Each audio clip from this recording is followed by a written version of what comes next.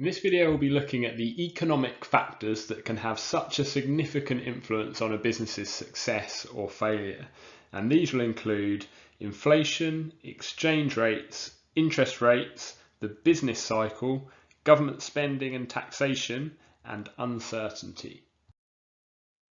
Beginning then with inflation, which is the percentage rise in the average price level in an economy.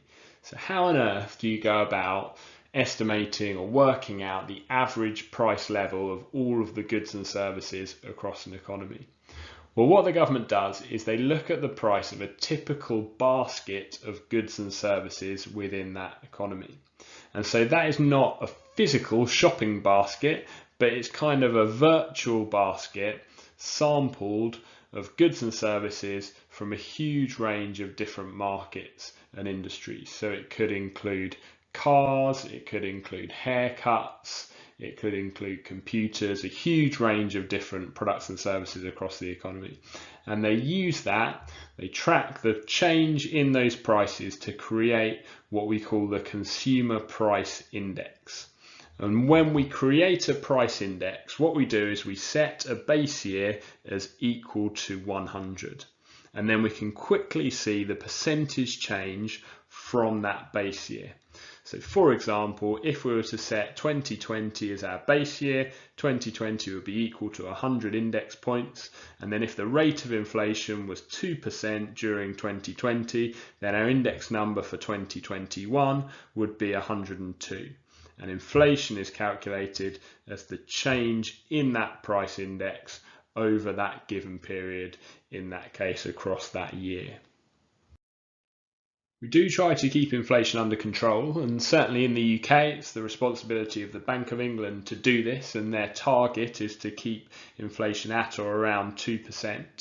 And the reason for this is because inflation at high or volatile levels can be really harmful to businesses.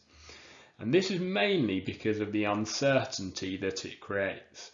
So if businesses and consumers are unsure about the future, they don't know whether the rate of inflation is going to be rising, is going to be 2%, 5%, 10%, then they're more likely to just hold off and just delay on their spending or investment decisions, which clearly is going to be really bad for businesses if consumers aren't going out there and spending money.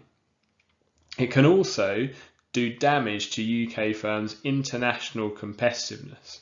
And by that we mean their ability to sell their products and services in international markets.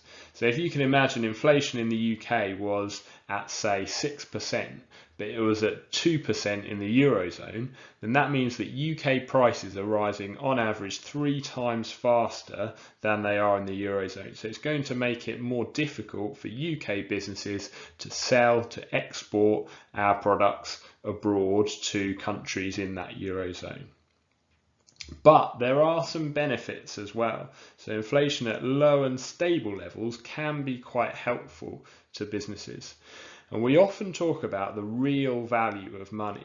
So if your wages were to rise by 3%, but inflation was running at 3% as well across that same period, then we would say that your real wages across that period are actually unchanged, because you can still buy the same amount of goods and services with your wages, even though they have actually increased in nominal terms by 3%.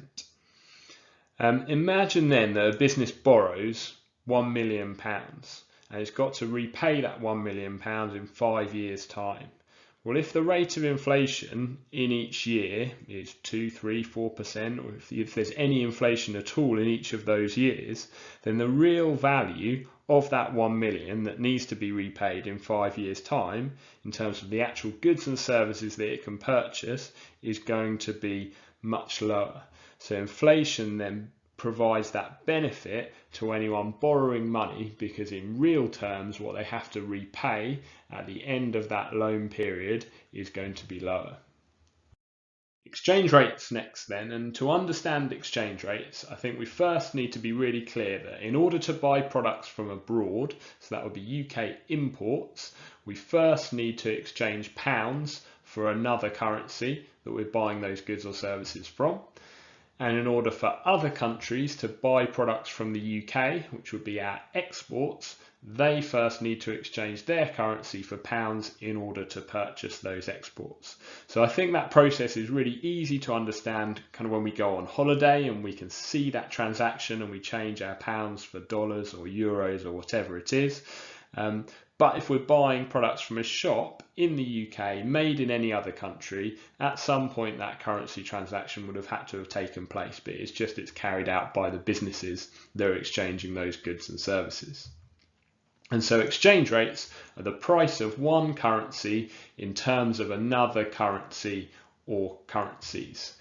And exchange rates can appreciate, which means they would increase in value, or they can depreciate, which means they would be decreasing in value. Now we need to be really clear on the impact of these appreciations or depreciations in exchange rates on businesses.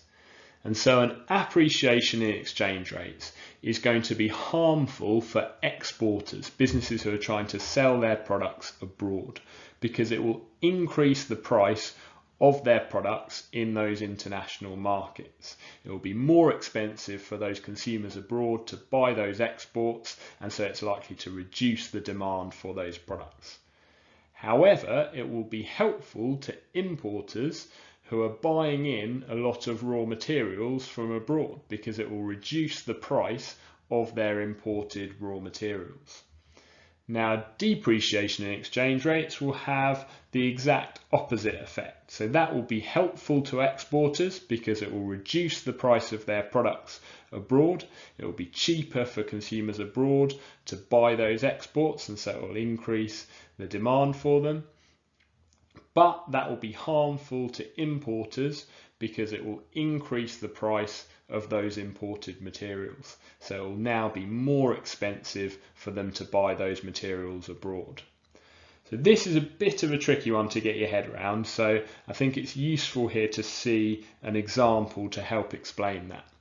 So imagine you've got the pound exchange rate, and that appreciates from £1 equals $1.50 to £1 equals $2. So that's an appreciation because the pound is now worth more. Previously it was worth $1.50 and now it's worth $2.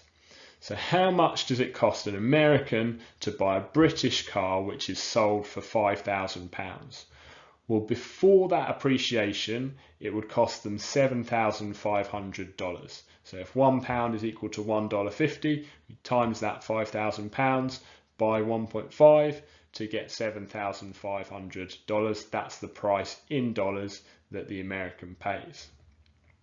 After that change, that appreciation in the pound exchange rate, that American is now buying that car for $10,000. So it's still £5,000 in terms of the British manufacturer and what they get for it, but the American consumer is now having to pay $10,000 for it. So you can see the price they have to pay in dollars, which is what matters to that American consumer, has gone up. So they're then more likely to look to other manufacturers, maybe domestic American manufacturers, possibly to Japanese cars or any other country, rather than buying that British car, because they're going to be cheaper for them to buy from those other sources compared to the British car, which is now seeming more expensive.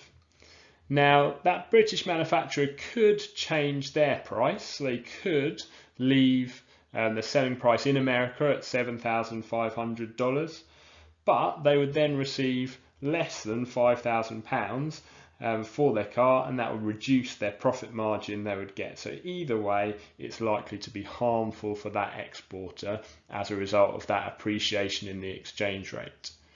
And just to see what happens if it goes in the other direction, so that car that was previously being purchased for $7,500, if the pound exchange rate was to depreciate to £1 equals $1, then that American consumer would now pay $5,000 for that car, and that's going to therefore be cheaper for them, and it's going to increase the demand for those British exports, and that's going to be good news for the exporter. Interest rates next then, which are the cost of borrowing or the return from saving money. So if you take out a loan, you would be likely to need to pay that back with interest, which would be the cost of borrowing. Or if you were to put money in the bank, then you would be likely to receive interest on that money, which would be your return from saving. And so interest rates are set centrally at the Bank of England. They set the base rate of interest for the economy, and then other lenders and financial institutions and banks set their market rates of interest, which come from and are based very much on that base rate of interest. And so we can look at the impact of a change in interest rates using this nice little flow diagram I've got here. So imagine there is a decrease in the interest rate. A decrease in interest rates is going to lead to a decrease in the return from saving. So you put money in the bank, the interest rate goes down, you get less money in return from saving that money and putting it in the bank. And so in terms of that decision-making process, you're deciding, should you put money in the bank or should you go out and spend it? You are going to be more likely to spend rather than save. So saving goes down, spending goes up, and that is likely to be good news for businesses and their profits, because consumers are going out and spending more money in the economy and spending more and buying more goods and services from those businesses. There's also another effect of that decrease in interest rates, and it means that the cost of borrowing is going to be lower. It will now be cheaper to take out loans, and that has a couple of effects. It means that for businesses, it's going to reduce their costs because their borrowing is going to be cheaper. Most businesses have some form of loans or some form of borrowing, and if the interest on those loans goes down, that reduces their cost, and again is likely to feed into higher business profits. But also it means that consumers are more likely and going to be more able to go out and get credit cards and borrow money to go out and spend more, which again is going to be good news for businesses. So that decrease in interest rates, by a number of different effects, is generally going to be quite good news for businesses and have a positive impact on their profits. And we could, by the way, have done this exact exercise for an increase in interest rates, and everything would have just been reversed. So for a summary of what we've just seen in that flow diagram in words, higher interest rates will make borrowing more expensive, saving more attractive, and so decrease spending and investment. And lower interest rates will make borrowing cheaper, saving less attractive, and so increase spending and investment. So you're probably thinking, for businesses, lower interest rates are always going to be better. So why would we ever want to increase interest rates? That's just going to be harmful for businesses. It's going to decrease spending. It's going to decrease investment. And you're right in thinking that lower interest rates are the best thing for promoting economic growth and helping businesses to grow and helping them to expand. So when there are problems in the economy, when there's a big recession, then the main thing that central banks do is they cut interest rates to try and get people spending and try and get businesses investing and growing and to give those businesses a boost. But that does have to be balanced against the possibility of inflation. So if interest rates are kept very low for a long period, then it can lead to inflation, which comes with all of the problems that we spoke about right at the start of this video. So there is that trade-off there, and that's why interest rates aren't necessarily decreased or kept low all the time. There's got to be that balance between lower interest rates, which boost economic growth, and sometimes increasing interest rates to help to control that rate of inflation. The next one of our economic factors is the business cycle, and this shows the regular changes that happen to GDP in an economy over time. And GDP stands for Gross Domestic Product, and it's the total value of all of the output produced in an economy during a particular period of time. So all of those goods and services that are produced in an economy, all of their values, all totaled up. And we often talk as well about economic growth, which is the annual percentage change in real GDP. We mentioned real values earlier on when we were talking about inflation, and this just means that it's adjusted for any changes in that rate of inflation. So it shows the actual increase in the value of the goods and services, not just any increase because of rising prices. And so this diagram here shows us the typical shape of the business cycle. And you can see that it's on a rising trajectory with GDP on the y-axis here and time going along the x-axis. We would expect over time economies to be able to increase their GDP, mainly because of technological advance and improvements to technology which enables more output to be generated by economies. But as well as that rising trajectory, it also moves in peaks and troughs. And the main reason for that is because of confidence and expectations. So when there's very rapid economic growth and GDP is rising, consumers and businesses are very confident about the future, and so spending and investment is likely to rise quite rapidly, which leads into more growth. But it then only takes quite a small tremor in a market for people just to start to hold off on their spending or investment, and that can then gather pace in reverse and start moving us towards this recessionary period here. And so what's quite important there is thinking about the impact of those changes in that business cycle. And when we're in the growth phase and moving towards the peak, that's going to mean that output is growing very rapidly, rates of employment are going to be increasing, people are going to be going out and spending more money because they're more likely to have a job, more likely to be earning more money, and that then is going to be good news for businesses. As we move towards the recessionary phase, all of that is going to move into reverse. So output starts to fall, employment starts to fall, spending starts to fall, and all of that is therefore going to be bad news for businesses. Now, governments can use spending and taxation to try and exert some control over these economic variables. So spending on infrastructure, public services like healthcare and education, and then on the other side, taxation, which is used to raise the revenue to make this expenditure possible. So that could include taxes like income tax, corporation tax, or VAT, just to name a few. Now, increases in government spending are used to help boost demand in the economy, and that benefits businesses. It helps to increase GDP, the gross domestic product, the value of all those goods and services produced in the economy, and that helps to reduce unemployment as well. On the taxation side of things, cuts to taxation can have a similar effect to increasing spending by increasing consumers' disposable incomes, what they have left after those taxes to actually spend in the economy, which if they've got higher income, that's going to encourage them to spend more, and that can then help to boost business profits as well. And so you might then be thinking, well, why doesn't the government just spend more, tax less, and that's going to be really positive, really beneficial for businesses and the economy? But they have to balance that against trying to balance their budget position. So they've got to think about where that money comes from. So clearly, in order to increase that government spending, then the money has either got to come from borrowing or it's got to come from taxation.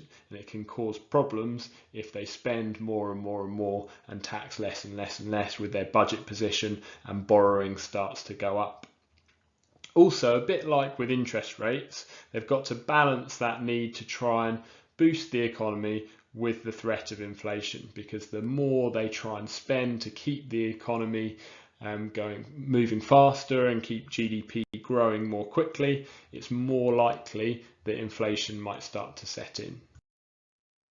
So the very last one of our economic factors then is uncertainty, which might seem a bit more vague and a bit less concrete than all of the other factors that we've been looking at, but actually in some ways it could be seen as the most important, because it makes it really, really difficult for businesses to plan ahead and to take decisions if they're uncertain about the future. And we kind of mentioned this a little bit when we were talking about inflation and some of the effects of inflation as well. But if businesses and consumers are uncertain about the future, it makes it more likely they'll delay any big spending, or in the case of businesses, investment decisions, and that can be really, really negative for the economy. Because if you can think about on a countrywide scale, if all consumers are just a bit uncertain about the future, and so they think that they're just going to delay making that big purchase that they're thinking about doing, then quite quickly, if everyone's doing that, the whole economy can kind of grind to a halt because no one's going out and spending any money. So that can be really, really negative for businesses. And so a certain and a sure business environment is really important for businesses to be able to sell their products to consumers who will be more sure about the future, and for them to be able to make decisions in terms of investing and growing their businesses as well.